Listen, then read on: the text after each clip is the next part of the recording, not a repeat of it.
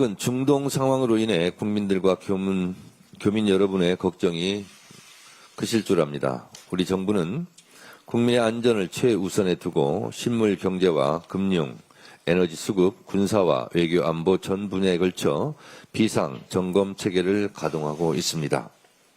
모든 가능성을 염두에 둔 대응 시나리오를 촘촘하게 마련하고 현지 교민 보호와 기업 활동 지원, 원자재 수급 안정 조치에도 만전을 기하고 있습니다. 이재명 대통령께서는 아세안 국가인 싱가포르, 필리핀 순방 일정 중에도 중동 정세와 우리 국민 안전 상황을 실시간으로 보고받고 계십니다. 동시에 국익 중심 외교 활동 또한 착실히 해내고 있습니다. 싱가포르와 5건의 MOU를 체결하여 AI, 과학기술 등 미래산업 협력을 대폭 강화하여 공급망과 에너지 안보의 외연을 넓혔습니다. 동남아 최초 수교국이자 최대 한국전쟁 참전국인 필리핀과 수교 77주년을 맞아 인프라, 방산 등 다양한 분야의 협력을 진전시켰습니다.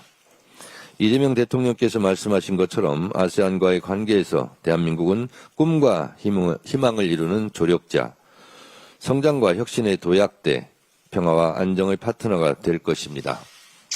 더불어민주당 역시 이재명 정부의 국익중심 외교를 전폭적으로 뒷받침하며 외교 안보 민생을 지키는 최후의 보루로서 책임과 역할을 다하겠습니다.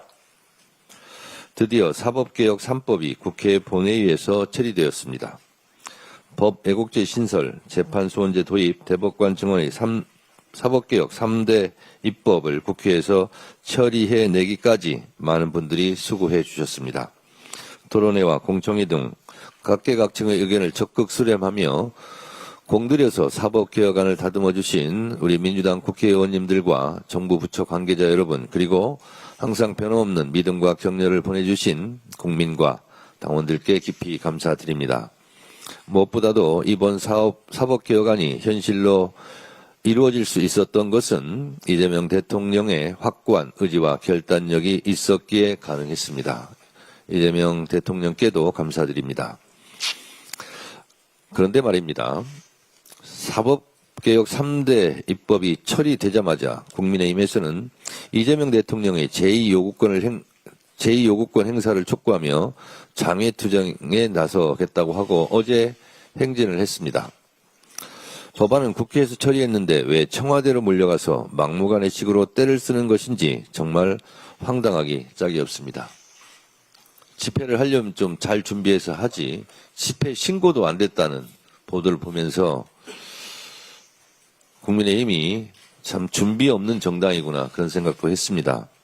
그리고 어제 행진을 하면서 보니까 윤어게인 세력과 같이 행진을 한 것 같은데 아직도 윤어게인, 윤석열 세력과 절연하지 못하고 있는 국민의힘을 보니까 어쩔 수 없는 그런 정당인가 그런 생각이 들고 아직도 내란과 작별하지 못하고 내란의 끝을 부여잡고 몸부림치는 국민의힘이 참 볼썽사나웠습니다. 정신 차리시기 바랍니다.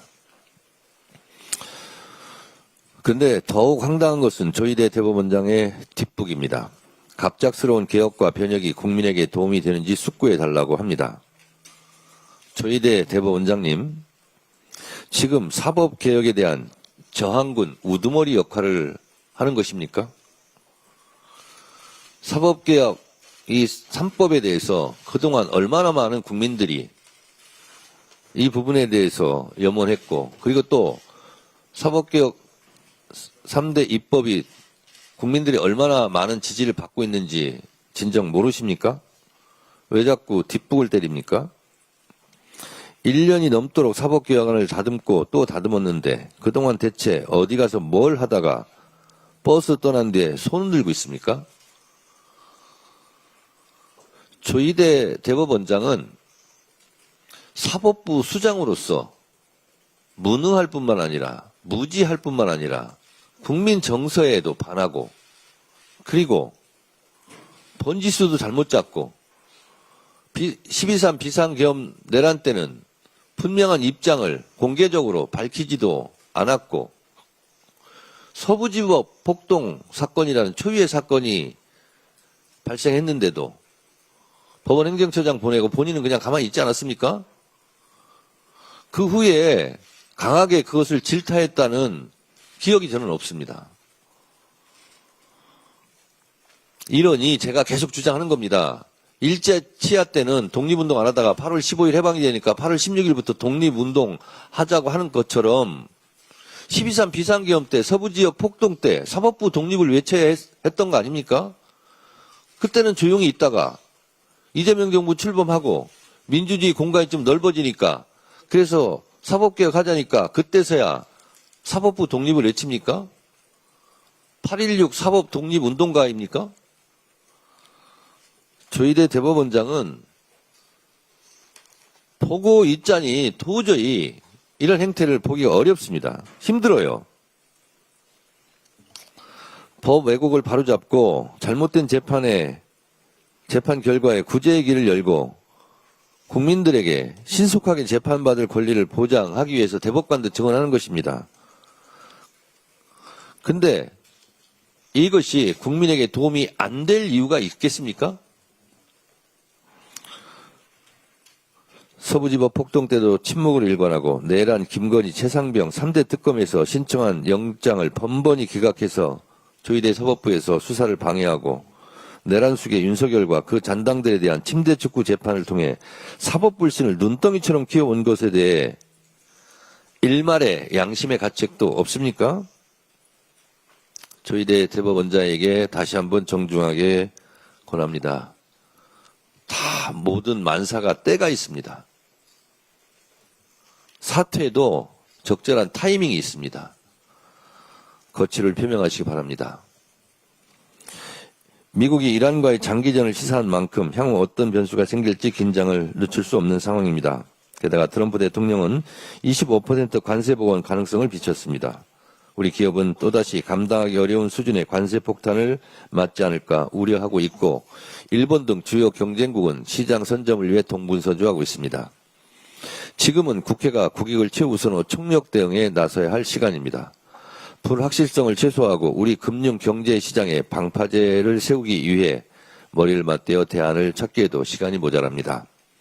다음 주 본회의에서 대미투자특별법을 반드시 처리하겠습니다. 대미투자특별법은 국익과 직결된 문제입니다. 국민의힘이 국민과 경제를 생각한다면 대미투자특위를 정상 가동하고 차질 없는 법안 심사와 처리에 협조해 주시기 바랍니다. 국민의힘의 국익 감수성을 기대해 보겠습니다. 국민의힘이 대한민국 미래 걸린 행정통합에는 갈피를 못 잡고 회방만 놓고 있습니다.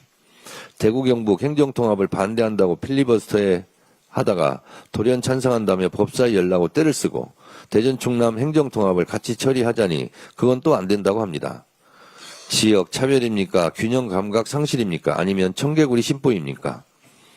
국가가 정상화되었으니 국민의힘도 정상화되었으면 좋겠습니다. 이재명 정부는 새로 출범하는 통합특별시에 4년간 최대 20조 원 수준의 재정 지원을 약속했습니다. 통합특별법이 통과된 광주 전남은 농업, 스마트 혁신과 AI, 에너지, 반도체 등 미래 첨단 산업의 글로벌 거점으로 나가기 위한 발판을 마련하게 되었습니다. 통합하면 기회가 열리고 통합하면 잘 살게 됩니다. 국민의힘은 대구, 경북, 대전, 충남의 기회, 대한민국 대전의 기회를 가로막지 마시기 바랍니다. 나중에 뒷감당을 어찌하려 하십니까? 만약 행정통합이 우산되면 그 책임은 200% 국민의힘에 있음을 다시 한번 분명히 말씀드립니다. 협조해 주시기 바랍니다.